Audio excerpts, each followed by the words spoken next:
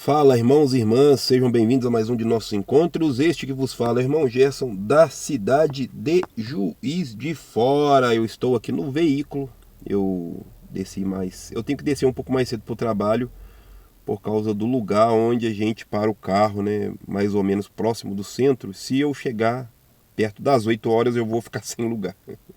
O pessoal já está se acomodando aqui, né? Tem algumas vagas aqui que não são que a prefeitura não cobra, né? As chamadas áreas azuis, área azul, né? Área azul. E aí aqui a gente consegue parar, aqui é uma praça, né? O pessoal já está acostumado em vir aqui, aí tem que descer um pouquinho mais cedo. Que Deus abençoe nossa quinta-feira, 5 de fevereiro, isso mesmo, 5 de fevereiro. Deus possa estar nos fortalecendo. Hoje a gente retorna com a escola bíblica aí, nós vamos estudar o Gênesis. Já passamos lá para os jovens o Mateus, primeiro nós estudamos Mateus, Atos dos Apóstolos, depois Marcos. Esse ano nós vamos estudar o Gênesis, né? Que Deus abençoe a sua vida, você que está conosco. Se você puder nos ajudar com a sua inscrição, ficaremos muito felizes aí. Nossa obra social é com crianças, adolescentes e jovens. Livro de Esdras, nós vamos fazer uma introdução. Na introdução, nós vamos ler essa introdução dessa Bíblia, Bíblia Pastoral.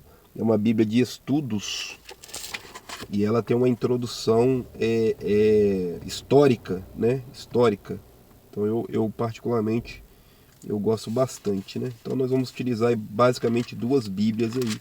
E a outra Bíblia é a Bíblia Sagrada, tradução de João Ferreira de Almeida, de 2006. Não, eu vou só ler, hoje é só a leitura da introdução aí.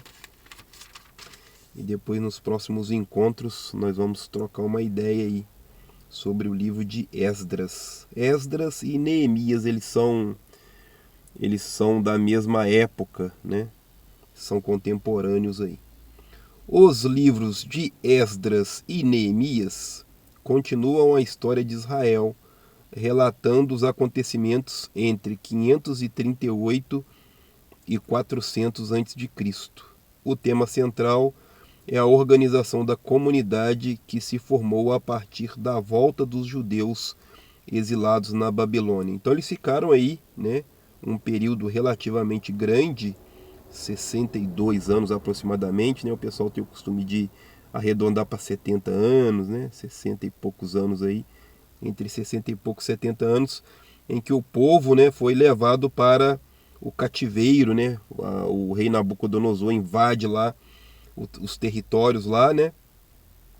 Os territórios de Israel, e leva o povo cativo, né? Leva os judeus ali, os hebreus, israelitas, os judeus são levados para a Babilônia, né? Então eles retornam e estão se organizando de novo, né? No início tratava-se de um livro único, mais tarde separado em duas partes, denominado Primeira e Segundo de Esdras. Depois, o segundo recebeu o nome de Neemias. Então era um livro só. O livro depois foi dividido em duas partes e depois recebeu o nome de Esdras e Neemias. O Neemias é famoso, né, por causa daquela fala dele: estou fazendo uma grande obra, né? Quando eles estavam refazendo o muro da cidade. Em conjunto, os 23 capítulos não se encontram na ordem cronológica e literária original. Gente, isso acontece muito, tá?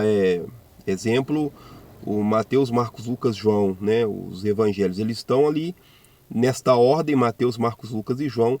Mas o primeiro livro, o primeiro texto, né? Primeiro texto que é entendido pelos historiadores que é o texto, foi o primeiro texto escrito para os cristãos, é o livro de Tessalonicenses, né? Interessante, né? E o Tessalonicenses está lá para trás, lá depois de Atos, depois de Colossenses, está lá para trás lá. Era comum, tá? Isso aqui, do jeito que foi feito, foi organizado depois aí por um grupo de sábios, né? Nos concílios. Vamos organizar isso aqui vai ficar assim, pronto e acabou, né? Então aqui o historiador, né, responsável pela introdução do livro, está dizendo que foi feito assim. Em vista dessa dificuldade, É interessante ler todo o texto conforme a seguinte cronologia. Aqui ele vai deixar uma cronologia aqui, ó. Em 586, o exílio na Babilônia. Então, em 586 levaram o pessoal. 539, Ciro, rei da Pérsia, conquistou a Babilônia. Aí já vem outro rei. Sempre um passa por cima do outro, né? Em 538, Édito de Ciro permitindo a repatriação dos exilados. Em 538, o Édito de Ciro permite a repatriação. Ô, pessoal, vocês podem voltar para casa. Em 537, primeiro grupo de repatriados com Sassabassar. Começa o culto, né? Então ali já estão se preparando para se organizar ali religiosamente.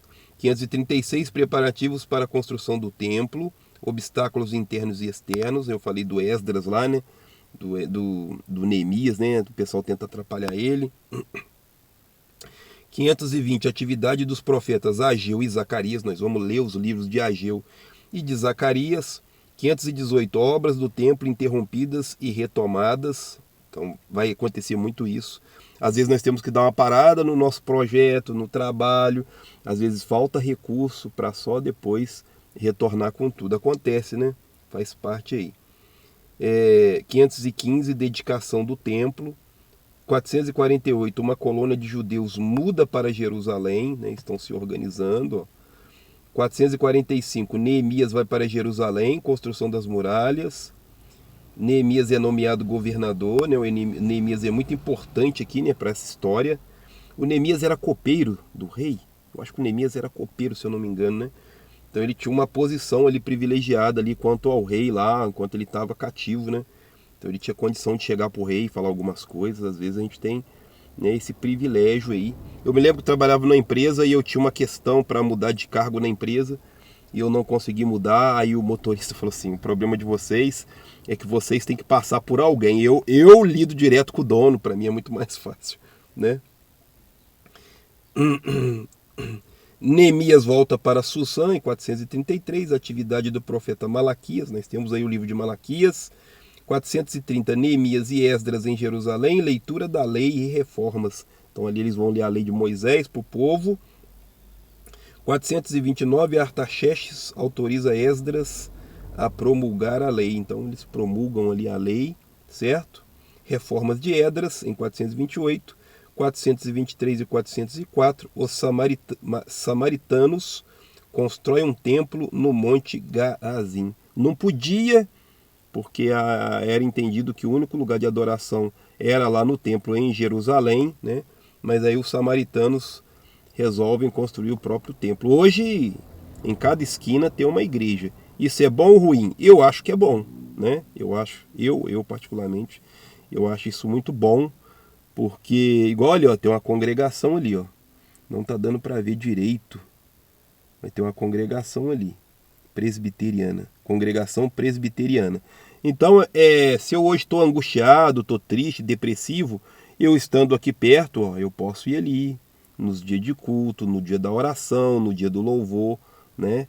Ou se eu não gostei dali, eu posso ir na outra. Se eu não gostei na outra, eu posso ir na outra, eu posso ir na outra, eu posso ir na outra, né? Para mim, tá? Particularmente para mim, eu acho muito legal ter vários tipos de igrejas aí, você pode escolher, né? Hoje, então, tem uma diversidade incrível aí. Embora a sua leitura implique dificuldades, os livros de Esdras e Neemias mostram como um grupo se reúne e se organiza para formar comunidade. Certamente o grupo deverá enfrentar dificuldades econômicas para sobreviver. Claro, sempre. A gente está enfrentando agora, né? Estamos passando por mais uma crise, ano que vem mais uma crise, no outro ano mais uma crise, já teve crise, se você voltar atrás uma crise, mais crise, sempre vai haver crises econômicas, tá? Crises econômicas para sobreviver, políticas para construir o seu espaço e ideológicas para manter a própria identidade original. Na confluência dessas três dificuldades está a espinhosa questão da liderança. Nossa, gente, isso aqui não é fácil, não. A questão da liderança. Eu me dei bem, né? Porque a nossa líder é uma mulher. Além de ser uma mulher, ela é professora. Além de ser professora, é minha esposa, tia Simone. Então, assim, Eu mando, mas deixo que ela mande. Não, brincadeiras à parte, é uma pessoa incrível aí, né? Tá sempre ali preocupada com a obra, né? Como o nosso foco é crianças e jovens, a preocupação vai ser sempre tentar trazer algo que vai melhorar ali a vida das crianças e dos jovens, né? Essa semana ela entregou o material dos adolescentes, né? Aquela satisfação, aquela alegria, os meninos brincando ali, fazendo umas brincadeiras, né? Que agora não vai voltar mais, que já receberam material de escola, né? Então ela tem toda essa preocupação aí. Então, mas a questão de liderança é muito complicada, né? E a tia Simone está há 7 anos no comando do Instituto, tentando fazer de tudo, né? Quando tem questões, ela chama a equipe. Hoje a equipe está muito reduzida, né? Mas a gente está tentando fazer o nosso melhor e que a gente entende que o nosso melhor é para Deus. Então a liderança tem que ter essa consciência aí. Na confluência dessas 3 dificuldades está a espinhosa questão da liderança, para que a comunidade não fique entregue ao arbítrio dos poderosos internos ou externos, mas tenha meios de resolver seus conflitos, defender seus direitos e abrir perspectivas para o futuro. Sempre, sempre tem que ter uma perspectiva de futuro. Hoje vai ser melhor do que ontem. Sempre tem que ter isso na cabeça.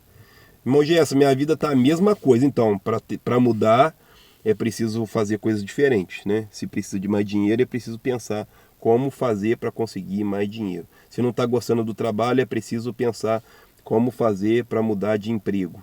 Como fazer. Então é questão de perspectiva. Amanhã, né? Como eu vou melhorar, né, a minha vida amanhã, né? Como que vai ser isso?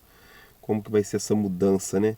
Eu estou apto, eu quero melhorar, vou melhorar de que forma, né? Como que fica a minha vida espiritual, né? Às vezes a gente se preocupa tanto na vida financeira e não se preocupa tanto com a vida espiritual. Certo? Hoje é só isso, né? Por enquanto é só isso.